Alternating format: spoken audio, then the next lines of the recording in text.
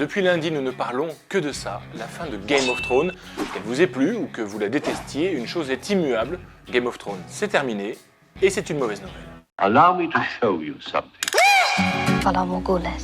Je commence cette Casa des médias par vous rassurer, chers amis, nous ne ferons aucun spoiler, la Casa ne divulgage absolument rien. Revenons-en à cette fin de Game of Thrones. Alors oui, c'est une grosse perte pour les fans, mais rassurez-vous, c'est aussi et surtout une grosse perte pour Time Warner, récemment racheté par l'opérateur AT&T, qui a signé pour cela un gros chèque, 85 milliards de dollars, pour s'offrir donc Time Warner, propriétaire de la chaîne HBO, qui diffuse Game of Thrones, ou plutôt qui diffusait Game of Thrones.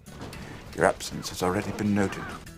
Et c'est tout le problème, AT&T qui a l'intention à son tour de lancer une offre de vidéo à la demande par abonnement avait bien besoin d'une tête de gondole comme Game of Thrones, or il n'y en a plus aujourd'hui, Warner Media va donc devoir s'activer. Et ça tombe bien, parce qu'à en croire les patrons du géant américain, leur fourre-tout viril est déjà bien rempli. Et si je veux me sortir de cette situation, je devrais utiliser mon joli sac à main de monsieur, communément appelé fourre-tout viril.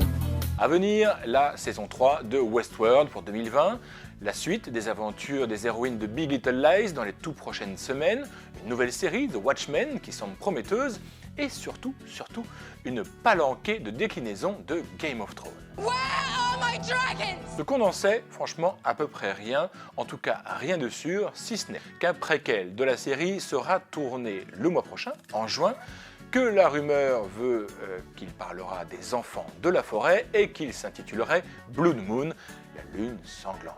Voilà pour les seules informations qui circulent. Concernant les deux autres projets, eh bien là c'est sûr, on n'en sait rien. You know nothing, Jon Snow.